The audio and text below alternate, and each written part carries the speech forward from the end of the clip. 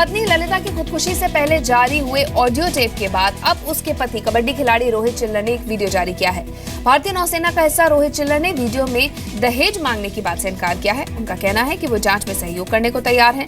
हालांकि आपको बता दें कि अभी दिल्ली पुलिस उनकी गिरफ्तारी की कोशिश में लगी हुई है।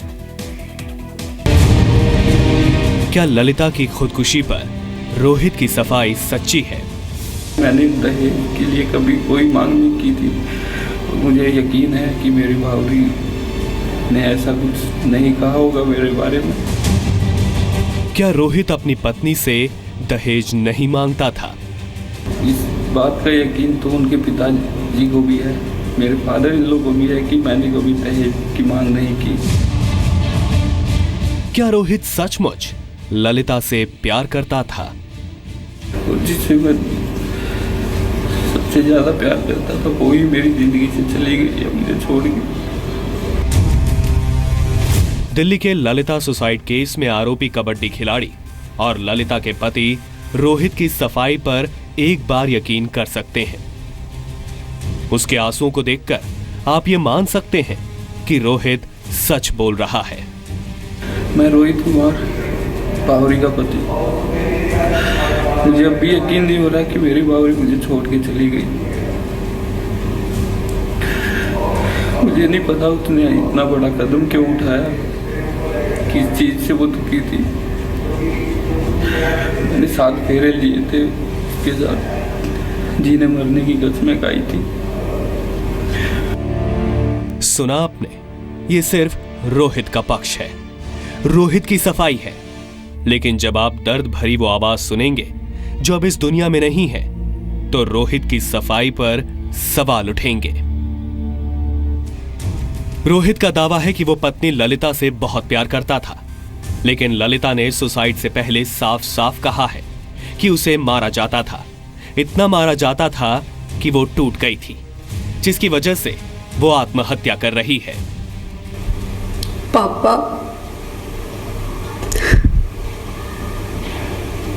I am sorry. बहुत समझाया, बहुत कहा, कमजोर नहीं हूँ, सच में बुज़दिल नहीं हूँ, रोहित जीने नहीं दे रहा। इतना ही नहीं, रोहित का दावा है कि उसने कभी दहेज नहीं मांगा, लेकिन ललिता ने सुसाइड से पहले ऑडियो में गाड़ी मांगने की बात बार बार कही है। और अगर वो आपके पैर छुए तब भी उसके सर पे हाथ रखना, उसे कुछ मत कहना। और पापा, वो गिफ्ट हमारा है, रोहित का है, गाड़ी उसे दे देना। कुछ नहीं है ये सब। और उसे ये बोल देना वहां उसकी वॉच भी है और सब उसी का है, और वो गाड़ी लेकर चला जाए। कभी उसका दिल करे तो वो यहाँ पे भी आ जाए। पापा, अपनी बेगुनाही का सबूत देने के लिए रोहित ये तक कह रहा है कि वो सिर्फ इंसाफ के लिए जिंदा रहना चाहता है, नहीं तो वो भी पत्नी ललिता के पास चला जाएगा। मैं जिंदा इसलिए हूँ कि दुनिया को सच्चाई का पता चले। वो ये ना सोचे किसी भी इंसान के बारे में कि सभी मर्द ऐसे होते हैं, सभी लड़के ऐसे होते हैं, और उसके बाद मैं भी अपनी बावरी के पास चला जाऊंगा। लेकिन रोहित की सफाई पर किसी को यकीन नहीं हो रहा। उसके ससुराल वाले तो रोहित पर ललिता की खुदकुशी का सीधा आरोप लगा रहे हैं।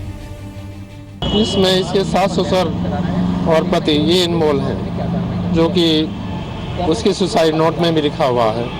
इतना परेशान कर रखा था कि वो सुसाइड करने के लिए मजबूर हो गई। इस बारे में कई बार लड़की ने शिकायत की थी, लेकिन अपना घर बसाने के लिए उसने सोचा पापा इसको समाज में या पुलिस में मत दो। इस बीच ललिता सुसाइड केस में अब तक किसी की गिरफ्तारी नहीं हुई है।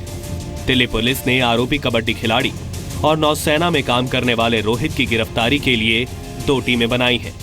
हरियाणा में रोहित के परिवार वालों की गिरफ्तारी की भी कोशिश जारी है, लेकिन कोई कामयाबी नहीं मिल पाई है। एसडीएम को इन्फॉर्म किया है। एसडीएम साहब जो है इनका स्टेटमेंट्स लेंगे, वो अपनी प्रिलिमिनरी इंक्वायरी करेंगे, फिर एक रिपोर्ट सबमिट करेंगे। उसके बेसिस पे हम आगे की जो अपनी पुलिस एक्शन लेते हैं। इस बीच रोहित ने कहा कि वो नौसेना में काम करता है और पुलिस को सहयोग करेगा। पुलिस वाले कोई भी जिस दिन भी जब भी मेरे को बुलाएंगे, मुझे लेने आएंगे, मैं चला जाऊंगा। मैं उनकी इन्वेस्टिगेशन में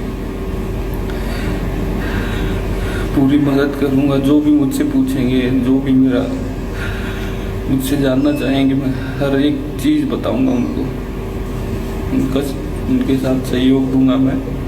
मुझे यकीन है अपने भारतीय कानून पे कि वो कभी गलत नहीं करेंगे। हमेशा सच्चाई की जीत होती है। अगर मैं सच्चा हूँ तो मुझे इंसाफ मिलेगा।